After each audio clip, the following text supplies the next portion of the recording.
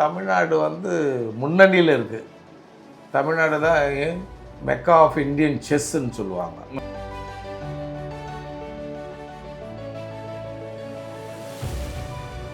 இன்றைக்கி உலகத்தில் online chess எல்லாரும் விளையாடுறாங்க. அதுக்குன்னு தனி ரேட்டிங் இருக்குது. இதுக்குன்னு கிளாசிக்கல் செஸ்க்கு தனியாக ரேட்டிங் இருக்கிற மாதிரி அதுக்கும் தனி ரேட்டிங் வச்சுருக்காங்க. பட் ஆன்லைனில் வந்து என்ன சொல்கிறது,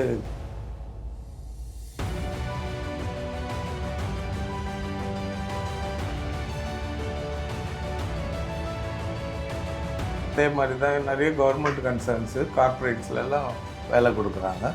முக்கியமாக banking, oil companies, railways.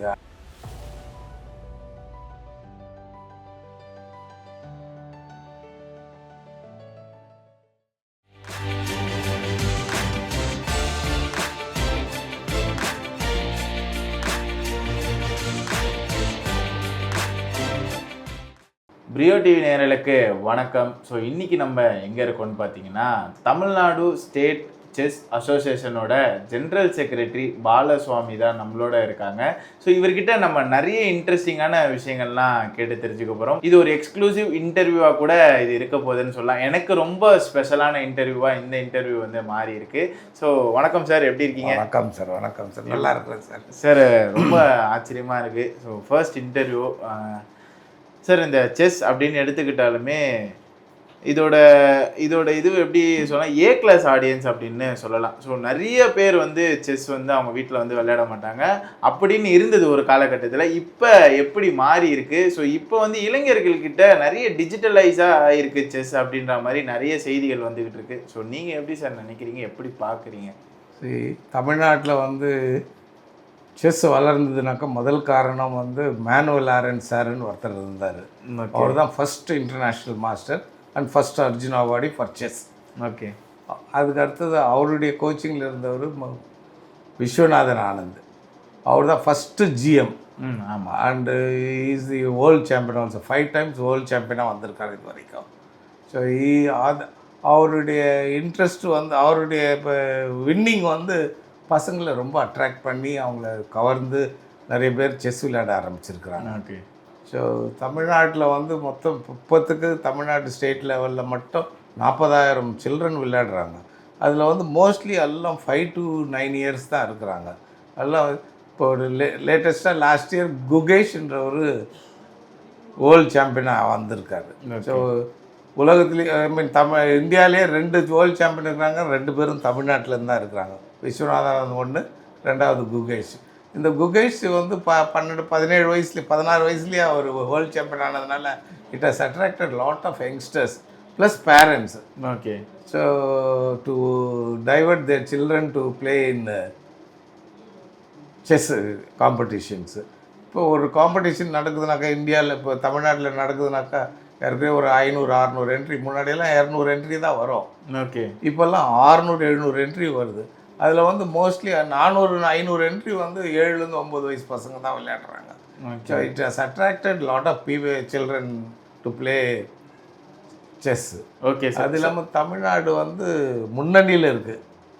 Tamil Nadu தான் மெக்கா ஆஃப் இந்தியன் செஸ்ன்னு சொல்லுவாங்க. ஓகே. அது எதனால் தமிழ்நாடு வந்து பர்டிகுலர்? ஏன்னா நிறைய ஸ்போர்ட்ஸில் வேறு, இப்போ கிரிக்கெட்னு எடுத்துக்கிட்டாலுமே நம்ம வந்து நார்த் சைட்லேருந்து நிறைய பேர் வந்து நிறைய க்ரோத் இருக்கும். ஸோ இந்த பக்கம் சவுத்தில் கொஞ்சம் கம்மியாக இருக்கும்.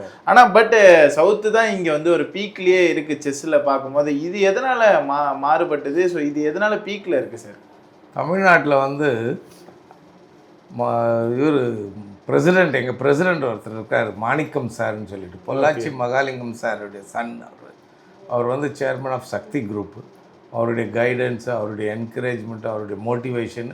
So it has all the office bearers, எல்லா ஆஃபீஸ் பேரர்ஸையும் மோட்டிவேட் பண்ணது.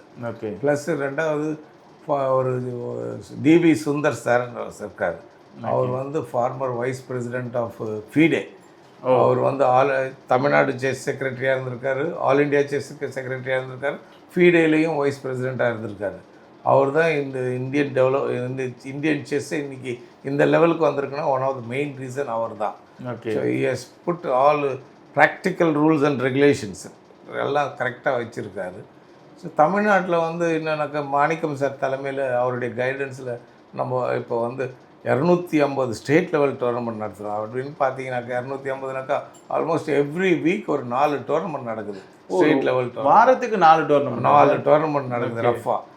அதாவது 250 ஸ்டேட் லெவல் டோர்னமெண்ட் நடக்குது, 80 ஃபிடரேட்டட் டோர்னமெண்ட் நடக்குது, ஒரு 14 ப்ளஸ் ஒரு 18 இன்டர்நேஷ்னல் லெவல் டோர்னமெண்ட்டும் நடக்குது. இன்டர்நேஷ்னல் டோர்னமெண்ட்னாக்கா ஃபாரின்லேருந்து வந்து பிளேயர்ஸ் வந்து இங்கே வந்து விளையாடிட்டு போகிறாங்க. ஸோ அந்த மாதிரி டோர்னமெண்ட் நடக்குது. அதில் வந்து சிறப்பாக சொல்லணுன்னாக்கா நம்ம இவர் மாணிக்கம் சார், நம்ம பிரசிடென்ட் சார் ஒரு புது நாவல் ஐடியாவை கொண்டாந்துருக்காரு. ஐஎம் நாம் டோர்னமெண்ட்டுன்னு சொல்லிட்டு பசங்களை எல்லாரையும் ஐஎம் ஆக்கலாம் அப்படின்னு சொல்லிட்டு. ஸோ அவர் என்ன பண்ணார், மாதத்துக்கு வருஷத்துக்கு 50 டோர்னமெண்ட் நடத்தணும்னு சொன்னார். பட் அது ரொம்ப கஷ்டம். ஒரு டோர்னமெண்ட் நடத்துறதுக்கே 8 நாள் ஆகும். 50 டோர்னமெண்ட் ஒரு வருஷத்தில் நடத்துறதுன்றது கொஞ்சம் இம்பாசிபிளாக இருந்தது. பட் ஆனால் 30 டோர்னமெண்ட் நடத்திட்டோம் ஒரு வருஷத்தில். 2வது வருஷத்தில் 20 டோர்னமெண்ட் நடத்திட்டோம். ஸோ அதனால் 50 டோர்னமெண்ட்டும் ஃபைனலைஸ் பண்ணிட்டோம் நாங்கள். ஓகே. இதில் வந்து என்னென்னாக்கா 250 tournament state level tournament plus 80 FIDE rated tournaments, அது இல்லாமல் நிறைய செமினார்ஸ் நடத்துகிறோம். ஃபார் ஆர்பிட்டர்ஸ்ன்னு சொல்லுவாங்க, அது அம்பையர்ஸ் வேறு லாங்குவேஜில் சொல்லுவாங்க. ஆர்பிட்டர்ஸ், நிறைய ஆர்பிட்டர்ஸ் இந்தியாவிலே எடுத்துக்கிட்டாக்க நம்ம ஆர்பிட்டர்ஸ் தான் டாப் மோஸ்ட். ஆர்பிட்டர்ஸ் எல்லாம் ஃப்ரம் தமிழ்நாட்டில் தான் இருக்கிறாங்க. ஓகே. ஸோ டாப் மோஸ்ட் ஒரு 50 டாப் மோஸ்ட்னாக்கா நம்ம 30 பேர் நம்ம தமிழ்நாட்டிலேருந்து தான் இருப்பாங்க ஆர்பிட்டர்ஸ். அதே மாதிரி பிளேயர்ஸில் எடுத்துக்கிட்டாலும் ஜிஎம் கிராண்ட் மாஸ்டர்ஸ் எடுத்துங்களேன், மொத்தம் 94 கிராண்ட் மாஸ்டர்ஸ் இன்றைக்கி டேட்டில் இந்தியாவில் இருக்கிறாங்க. அதில் வந்து 36 பேர் தமிழ்நாட்டில் இருந்துருக்குறாங்க. ஓகே. லேட்டஸ்ட்டாக இந்த வருஷம் வந்து 5 பேர் கிராண்ட் மாஸ்டர் ஆகிருக்காங்க தமிழ்நாட்டில் இந்த வருஷம் மட்டும். ஓகே. அப்புறமா ஐஎம் எடுத்துக்கிட்டாங்க, இன்டர்நேஷ்னல் மாஸ்டர் எடுத்துக்கிட்டாங்க 154 பேர் இருக்கிறாங்க இந்தியாவில். அதில் 47 பேர் தமிழ்நாட்டில் இருந்துருக்குறாங்க. ஸோ அதனால் தமிழ்நாடு இதெல்லாம் எப்படி டெவலப் ஆகுதுனாக்கா because of the tournaments we conduct. நிறைய tournament we conduct and all the district chess association all cooperating with us. இது வந்து வெறும் நான் சொல்கிறது வந்து தமிழ்நாடு ஸ்டேட்ஸ் அசோசியேஷன் மட்டும் நடத்துறது. இது இல்லாமல் டிஸ்ட்ரிக்ட் லெவல் டோர்னமெண்ட்ஸ் நிறைய நடக்குது. அதெல்லாம் சேர்த்தாக்கா கிட்டத்தட்ட ஒரு 500-600 டோர்னமெண்ட்ஸ் ஆகிடும் ஒரு வருஷத்துக்கு. Okay. So every district is conducting tournaments. அது இல்லாமல் ஸ்டேட் சாம்பியன்ஷிப், எல்லா ஸ்டேட் சாம்பியன் எங்கள்கிட்ட ஒரு 15 ஸ்டேட் சாம்பியன்ஷிப் இருக்குது. 100, 700, 900, 11 அந்த மாதிரி கேட்டகரிஸு எல்லோரும் வந்து விளையாடுறாங்க. ஒவ்வொரு ஸ்டேட் சாம்பியன்ஷிப்லேயும் 300லேருந்து 500 என்ட்ரிஸ் வருது. Okay sir. இப்போ நம்ம பார்த்துருந்தோன்னா நீங்கள் சொல்லுங்கள் கிராண்ட் மாஸ்டர் அவர் இருக்கார். ஸோ அவரை தெரியாதவங்களே இருக்க மாட்டாங்க. ஆனால் இப்போ சொல்லியிருந்தீங்க 5 கிராண்ட் மாஸ்டர் வந்து உருவாகியிருக்காங்க அப்படின்னும். இந்த ஏஜ் கேட்டகரி டிஃபர் ஆகுதா சார்? ஏன்னா இப்போ ரொம்ப அதிக ஏஜ் கேட்டகரியில் இருக்கும்போது இந்த கிராண்ட் மாஸ்டர் இந்த மாதிரி விஷயங்களுக்குள்ளெல்லாம் போக முடியும் அப்படின்னு இல்லாமல் அதெல்லாம் உடச்சி எரிஞ்சிருக்காங்களா இந்த 2026? ஆமாம், உண்மையிலே தான் நீங்கள் சொல்கிறது கரெக்டு. ஏன்னாக்கா முன்னாடியெல்லாம் கிராண்ட் மாஸ்டர் ஆகணுன்னாக்கா ஒரு 40, 45, 50 வயசானால் தான் கிராண்ட் மாஸ்டர் ஆவாங்க. ஓகே. இப்போ அதெல்லாம் பிரேக் பண்ணி இப்போ 12, 13, 14, 15 வயசுலேயே ஐஎம் ஆயிடுறாங்க, ஜிஎம் ஆயிடுறாங்க. Okay. So that shows the improvement of the game of among children. அதே மாதிரி கோச்சஸும் நல்லா கோச் பண்ணுறாங்க. So it's all the credit goes to everybody. So coaches, arbiters, association plus district chess association எல்லாருக்கும் இந்த credit goes. It doesn't go to only to Tamil Nadu chess. எல்லாரும் ஈக்குவலாக share பண்ணிக்கிறோம் எல்லாத்துக்கும். Okay sir. சார் தொடர்ந்து பார்க்கும்போது இப்போ நிறைய இந்த ஆன்லைன் செஸ்ஸு இந்த மாதிரி விஷயங்களுக்குள்ளே இறங்கியிருக்கிறதா கேள்விப்பட்ட பசங்க எல்லாருமே மேனுவலாக ஒருத்தவங்க செஸ் விளையாடுறதுக்கும் இந்த ஆன்லைனில் விளையாடுறதுக்கும் என்ன டிஃபர் ஆகும்? ஸோ அவங்களுக்கு எதனால் பாதிப்பு அதிகமாக எதனா இருக்குமா? ஏன்னா இப்போ ரீசெண்டாக ஆனந்த் சார் கூட ஒரு வீடியோ போட்டிருந்தார். ஒரு பிளேயரோட யாருன்னு பார்த்தீங்கன்னா கூஃபின்னு சொல்லிட்டு கொஞ்சம் சைல்டிஷான கேள்வி தான். இப்போ ஆன்லைனில் ட்ரெண்டாக இருந்தார். ஸோ ஆன்லைன்லேயே செஸ் கேம் விளையாண்டு நிறைய பேர் கூட பெட் மேட்ச் மாதிரிலாம் விளையாண்டு இப்போ ட்ரெண்ட் ஆகிட்டு ஆனந்த் சார் கூட ஒரு மேட்ச்லாம் போட்டு ஒரு ஃபன்னியான ஒரு விஷயங்கள்லாம் பண்ணுதேன். ஆன்லைன் செஸ்ன்றது ஹெல்தியான விஷயமா இருக்குமா செஸ்ஸை பொறுத்தளவு? இன்றைக்கி உலகத்தில் ஆன்லைன் செஸ் எல்லாரும் விளையாடுறாங்க. அதுக்குன்னு தனி ரேட்டிங் இருக்குது. இதுக்குன்னு கிளாசிக்கல் செஸ்ஸுக்கு தனியாக ரேட்டிங் இருக்கிற மாதிரி அதுக்கும் தனி ரேட்டிங் வச்சுருக்காங்க. பட் ஆன்லைனில் வந்து என்ன சொல்கிறது, கவனிக்க முடியாது. அவங்க யார்கிட்ட விளையாடுறாங்க, எது விளையாடுறாங்கன்றது எதிரிலேருந்து சொல்லி கொடுக்குறாங்களா இல்லையான்றதெல்லாம் கண்டுபிடிக்க முடியாது, ரொம்ப கஷ்டம் அது. ஓகே. ஸோ அதனால் அதை வந்து அவ்வளோ என்கரேஜ் பண்ணுறதில்ல international FIDE. Okay. So online coach, online chess, அதே மாதிரி ஆல் இண்டியா செஸ் ஃபெடரேஷன் அவ்வளோ என்கரேஜ் பண்ணுறதில்ல. சிச்சுவேஷன் அரைசஸ், சப்போஸ் கொரோனா வந்தது, அந்த டைமில் கூட முடியல எல்லோரும், அந்த டைமில் நம்ம ஆன்லைன் செஸ்ஸு தான் யூஸ் பண்ணோம். அந்த டைமில் நாங்கள் என்ன பண்ணுவோம், கம்ப்யூட்டர் ஆன்லைன் செஸ்ஸில் என்ன பண்ணுவாங்கனாக்கா கம்ப்யூட்டரில் முன்னாடி வச்சுக்கின்னு நெக்ஸ்ட் மூவ் என்னான்னு கேட்டு பண்ணிவிடுவாங்க.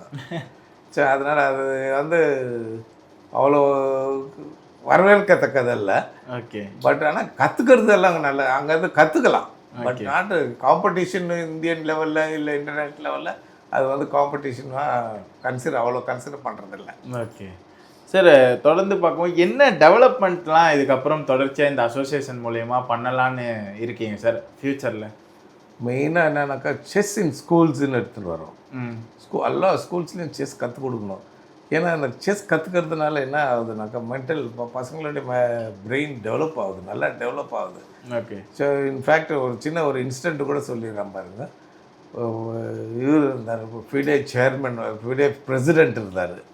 அவர் வந்து கல்மாக்கின்னு ஒரு இடம் ரஷ்யாவில் ஒரு இடத்துல இருந்தார். அவர் அந்த இடத்துல என்ன பண்ணார், கம்பல்சரி, அது ஒரு ஸ்டேட்டு ரஷ்யாவில், அவர் என்ன பண்ணார், கம்பல்சரியாக பண்ணார். இது அவங்க ஸ்டேட்டில் செஸ்ஸுக்கு வந்து கம்பல்சரியாக பண்ணார். அவ்வளோ நாளில் மாஸ்கோ யூனிவர்சிட்டி தான் ஸ்டேட் ஃபஸ்ட்டாக வந்துருந்துச்சு இந்த யூனிவர்சிட்டியில். ஓகே. ஸோ ஆஃப்டர் ஒரு 10 இயர்ஸ் அப்புறம் பார்த்தாக்கா எல்லாம் இந்த யூனிவர்சிட்டியிலேருந்து வரவங்க தான் ஃபஸ்ட்டாக வந்திருக்காங்க. Then they found out that is because they introduce chess in schools அந்த ஸ்டேட்டில், அந்த யூனிவர்சிட்டியில். அதனால் அவங்க வந்து நல்லா டெவலப் ஆகிருக்காங்க. So not only develops is பசங்களுடைய ஏன்னா ஒருவேளை கிராண்ட் மாஸ்டர் ஆகலாம், செஸ் கேரியர் மட்டும் இல்லை, ஈவன் அதர்வைஸ் அகாடமிக் கேரியர்லேயும் அவங்க நல்லா டெவலப் ஆகலாம். Okay sir. சார் டெவலப்மெண்ட் இந்த மாதிரி விஷயங்கள்லாம் பேசணும். இங்கே இருக்க பிளேயர்ஸ்க்கு என்ன சார் பெனிஃபிட்லாம் இருக்கும்? ஸோ செஸ் பிளேயராக நம்ம வந்து ஒரு ஸ்டேட் லெவலில் விளையாடுறோம், ஒரு இன்டர்நேஷ்னல் விளையாடுறோம், ஜெயிக்கிறோம், எல்லா ஸ்போர்ட்ஸ்லேயும் வந்து பர்டிகுலராக பேசுகிறாங்க. ஸோ இவங்களுக்கு வந்து இந்த வேலை கிடச்சிது, கவர்மெண்ட் ஜாப் கிடச்சிது, ஸோ இவங்களுக்கு வந்து இவ்வளோ மணி வந்து கிடச்சிது அப்படின்ற மாதிரி நிறைய நலத்திட்ட உதவிகள்லாம் வந்து பிளேயர்ஸ்க்கு வந்து கொடுத்துட்றாங்க. செஸ்ஸு சைட்லேருந்து என்ன சார் கிடைக்கும்? செஸ்லேயும் அதே மாதிரி தான் நிறைய கவர்மெண்ட் கன்சர்ன்ஸு கார்ப்பரேட்ஸ்லாம் வேலை கொடுக்குறாங்க. முக்கியமாக banking, oil companies, railways, ICF, okay, NLC, இந்த மாதிரி பெரிய கம்பெனிஸ்லாம் கொடுக்குறாங்க. ஓகே. ஸோ வேலை கொடுக்குறாங்க, அவங்களுக்கெல்லாம் நல்ல வேலை கொடுக்குறாங்க. ஸோ ஒரு வேளை அவங்க ஜிஎம்ஓ ஐஎம்ஆ இருந்தாங்கனாக்கா அவங்களுக்கு அதுக்கு ஏற்ற மாதிரி ஸ்கேலுக்கு ஏற்ற மாதிரி ஆஃபீஸர் கிரேட் 1, கிரேட் 2 அந்த மாதிரிலாம் கொடுக்குறாங்க. ஓகே. ப்ளஸ் இதுக்கெல்லாம் முதல்ல இது ஒரு 20 வருஷத்துக்கு முன்னாடி கொடுக்கல.